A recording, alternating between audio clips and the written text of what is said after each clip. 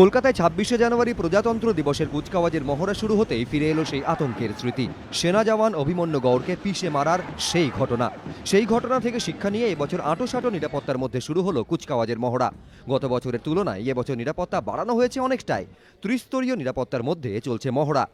প্রথমে বাঁশের ব্যারিকেড, তারপরে লোহার গার্ডরেল এবং শেষে পুলিশের গাড়ি রাস্তায় আড়াআড়িভাবে দাঁড় করানো। পাশাপাশি রেড রোডে যে অংশে মহড়া চলছে বন্ধ করে দেওয়া হয় সেখানে ঢোকার সব অ্যাপ্রোচ রোড। প্রতিটি অ্যাপ্রোচ রোডের মুখে মোতায়েন করা হয়েছে নিরাপত্তারক্ষী।